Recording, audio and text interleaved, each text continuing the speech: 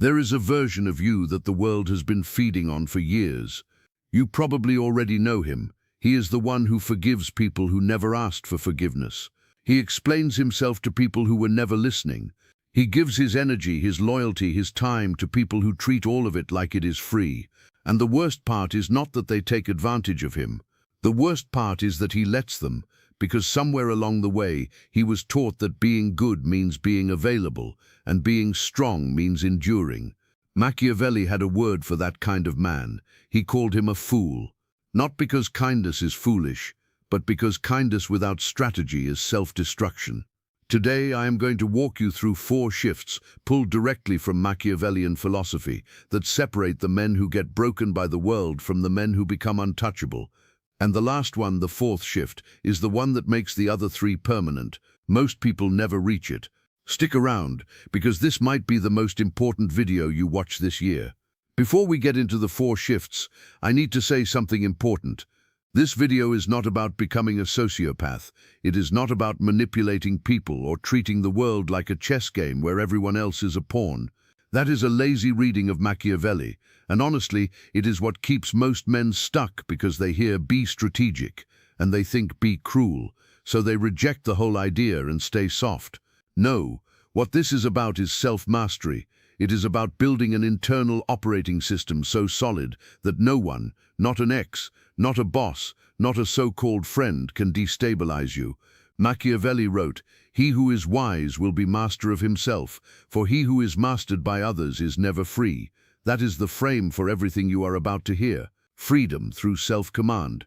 Now let us get into it. Pillar 1. Stop bleeding. Here is where most men lose the game before it even starts. They bleed out, not from wounds the world inflicts on them, but from wounds they keep reopening themselves. Let me explain what I mean. Think about the last person who disrespected you. Maybe they ghosted you. Maybe they lied to your face. Maybe they took something you offered in good faith and treated it like garbage. Now what did you do? If you are like most men, like version 1, you probably did one of 2 things. Either you confronted them and over-explained why their behavior was wrong, hoping they would suddenly see the light and apologize, or you stayed silent, swallowed it, and kept giving them access to your life as if nothing happened. Both responses are a form of bleeding. The first one bleeds your dignity. The second one bleeds your self-respect. And the person on the other end, they do not change. They just learn that you are safe to mistreat. Machiavelli observed this about human nature with brutal clarity. He wrote that men are, and I quote, ungrateful, fickle, false, cowardly, and covetous. Now that sounds harsh, but he was not saying everyone is evil. He was saying that people, on average, respond to consequences, not to explanations. You can explain to someone why they hurt you for 3 hours straight, and they will nod, maybe even apologize, and then do the exact same thing next week. But if you withdraw your presence, your attention, your generosity, if you simply stop being available, that silence hits different. That absence creates a vacuum. And in that vacuum, they are forced to confront what they lost. This is what I call the stop bleeding principle.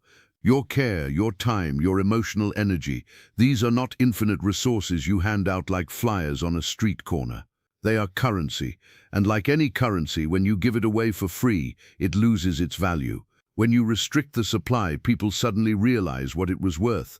So here is something you can do within the next 24 hours. I call it the withdrawal test.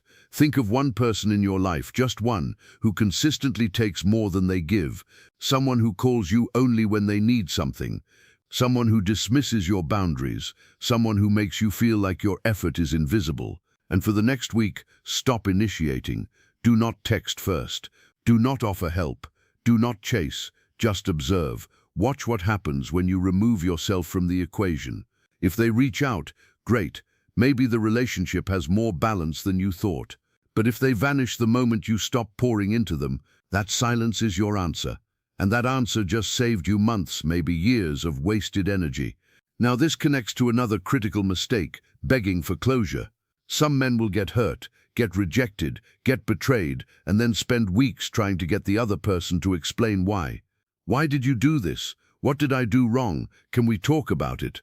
Every single one of those questions hands your power to someone who already showed you they do not value it. Machiavelli would call this slavery, and he would not be wrong. Chasing closure from someone who disrespected you is like asking the person who robbed you to help you file the police report. The version 2 move is simple. Detach. Do not argue. Do not plead.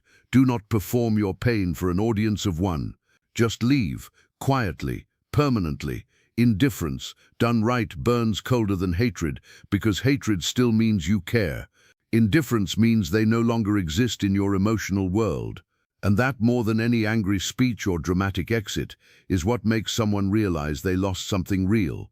Now, in a few minutes, I am going to break down the specific mechanism that makes silence so psychologically devastating. But first, you need to understand something even more fundamental, because bleeding out is only half the problem. The other half is that most men have no walls to begin with. Pillar 2, forge the armor. Let me give you a visual. Imagine a medieval fortress, thick stone walls, a moat, guard towers, and one gate, one single point of entry that opens only for people who have been verified, vetted, and proven trustworthy. Now imagine that same fortress, except someone removed all the walls. No moat, no gate, just a wide-open field with a flag in the middle that says, "Welcome, everyone." That is what most men's lives look like. No boundaries, no filters. Anyone can walk in, take what they want, and walk out without consequence. And then these same men wonder why they feel exhausted, disrespected, and empty. Boundaries are not cruelty. I need you to hear that clearly, because somewhere in our culture, we started treating boundaries like rejection. Oh, you are setting a boundary. You must be cold. You must be closed off. You must have trust issues. No, boundaries are architecture. They are not walls you build to keep people out. They are gates you build to protect what is sacred. And the key distinction is this: a wall blocks everything. A gate filters. It lets the right people in and keeps the wrong people out. Here is where most men fail with boundaries. They set them emotionally, in the heat of an argument, and then abandon them the moment the other person pushes back or shows affection. That is not a boundary. That is a suggestion, and people do not respect suggestions. They respect structures. So what does a real boundary look like? It is calm. It is stated once, not negotiated, and it carries a consequence that you actually enforce. If you speak to me that way again, I will leave the conversation. And then the next time they do it, you leave. No drama, no second warning, no 12-paragraph text message explaining why you are upset. You simply do what you said you would do, and that consistency, that follow-through, rewires how every single person in your life treats you. Not because you scared them, because you showed them that your words and your actions are the same thing. Machiavelli understood this. He wrote that it is better to be feared than loved if you cannot be both. And again, feared does not mean people are terrified of you. It means people understand that crossing you has real consequences. It means they take you seriously. And there is something almost magnetic about a man who takes himself seriously, not in an arrogant, chest-puffing way, but in a quiet, structural way. A man who protects his time, his energy, and his peace the way a general protects his territory. This is where we arrive at the concept of becoming untouchable. And I do not mean invincible, I mean internally stable. Untouchable means your sense of self is not rented from other people's opinions. It is owned. You built it through discipline, through skill development, through showing up for yourself day after day, even when no one was watching. Untouchable means that when someone tries to provoke you, insult you, or destabilize you, they hit armor instead of skin. Not because you are numb, but because you have invested so deeply in your own foundation that external chaos cannot crack it. And here is a practical step. Tonight, do a discipline audit. Ask yourself 3 questions. 1. Where in my life am I tolerating behavior I have already decided is unacceptable? 2. What boundary have I stated but never enforced? 3. What skill or habit have I been postponing that would make me more self-reliant? Write down the answers. Those 3 answers are your construction blueprint. That is where you start building the fortress. Remember earlier I mentioned that Machiavelli said something about crisis that completely reframes your worst moments. We are getting to that, but first there is a weapon in your arsenal that you have probably been ignoring your entire life. And once you understand how it works, you will never look at conversation the same way again. Pillar 3, weaponize silence. Here is something that sounds counterintuitive but is backed by psychology, philosophy, and 500 years of strategic thinking. The most powerful thing you can do in almost any social situation is absolutely nothing. Say nothing, reveal nothing, react to nothing.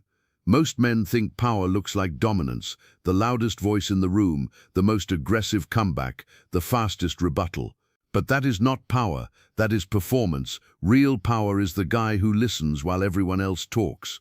Real power is the pause before the response. Real power is the man who gets insulted and just looks at the other person with calm, steady eyes and says nothing because his silence communicates more than any words ever could. Here is why this works on a psychological level. Researchers have found that silence in conversation and negotiation creates what is called a compliance gap. When you pause instead of responding, the other person's brain fills that gap with anxiety. They start second-guessing themselves. They start wondering what you are thinking. They start talking more, over-explaining, revealing their insecurities, all because you gave them nothing to react to. Silence is not empty. Silence is a vacuum, and human psychology rushes to fill it. When you master this, you control the frame of every interaction without ever raising your voice. Now connect this to something deeper, the need to be understood. This is where version 1 men lose enormous amounts of power without even realizing it. They get into a disagreement and feel this compulsion to explain their side, to make the other person see their perspective, to be validated. And every single time they do this, two things happen. First, they hand the other person their playbook. When someone understands your motives, your insecurities, your emotional triggers, they have everything they need to manipulate you. You just gave them the blueprint to your fortress. Second, explaining yourself is at its core a defensive act. It communicates, your opinion of me matters so much that I need to correct it, and the moment you send that signal, you have already lost the frame. Machiavelli operated on a different principle entirely. He understood that mystery is power. When people cannot read you, they respect you more, not less. They project their own fears and assumptions onto you, and those projections usually make you seem more formidable than any explanation ever could. So here is the tactic, and I call this the 5-second rule, not the food one. Before you respond to anything that triggers you, an insult, a provocation, a passive-aggressive comment, pause for 5 full seconds. 1 Mississippi, 2 Mississippi, all the way to 5. In those 5 seconds, your emotional brain cools down and your strategic brain activates. You move from reacting to responding, and most of the time you will find that the best response is either much shorter than what you originally wanted to say, or it is nothing at all. That 5-second pause is a micro-discipline that over time completely rewires how people perceive you. You go from being reactive, which reads as emotional and easy to manipulate, to being measured, which reads as dangerous in the best possible way. Let your silence be so loud that people start checking their own behavior around you. That is the goal, not intimidation, calibration. You are training the people in your world to take you seriously, not through threats, but through the sheer weight of your presence. Now let us talk about the fourth and final shift, the one I have been teasing since the beginning. This is the one that takes all 3 of the previous pillars and fuses them into something permanent. Pillar 4, transmute everything. Machiavelli once said, never waste the opportunity offered by a good crisis. Most people hear that and think it is about business or politics. It is not. It is about you. It is about the worst thing that has ever happened to you, the betrayal, the failure, the heartbreak, the season of your life where everything fell apart, and it is about what you did with it. Here is the truth that version 1 men never learn. Pain is not punishment. Pain is tuition. Every crisis you survive is a class you paid for with suffering. The only question is whether you extracted the lesson or just endured the experience. Let me give you an example. Think about the last time someone betrayed your trust.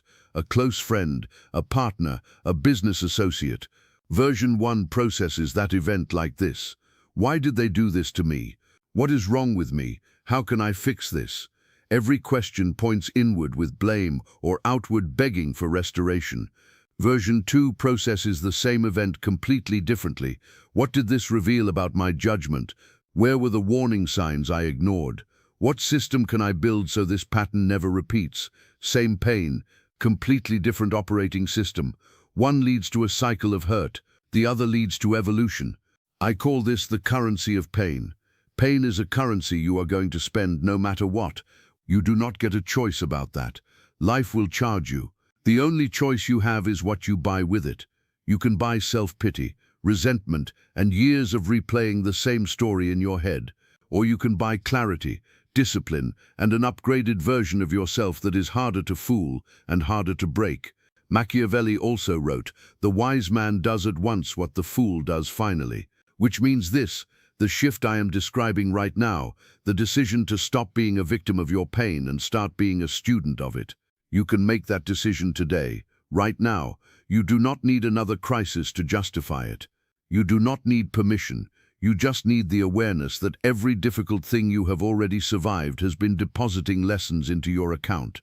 Most of them are sitting there uncollected. Go collect them. Now there is one more layer to this, and it is about loyalty. Because pain often comes from the people we were most loyal to. And that raises a hard question. Was the loyalty itself the problem? The answer is nuanced. Loyalty is not bad. Blind loyalty is. Loyalty without evaluation is a cage, not a virtue. You lock yourself into relationships, partnerships, and friendships based on history rather than present behavior. "We have been friends for 10 years" becomes a chain that keeps you connected to someone who stopped earning your trust 7 years ago. So here is the final exercise, the loyalty audit. Write down the 5 people who get the most of your time and energy. Next to each name, answer one question. If I met this person today, knowing what I know now, would I still choose them? If the answer is no, that does not necessarily mean you cut them off tomorrow, but it means you recalibrate, you adjust the access, you move them from the inner circle to the outer ring, because your loyalty is a privilege, not a subscription that auto-renews, regardless of service quality. When you combine all 4 of these pillars, stopping the bleed, forging the armor, weaponizing silence, and transmuting pain, something fundamental shifts. You stop being someone the world happens to. You become someone who happens to the world. That is version 2. That is the Machiavellian upgrade. And it does not require you to become cold, heartless, or cruel. It requires you to become intentional, every action measured, every silence meaningful, every boundary enforced, every wound converted into wisdom.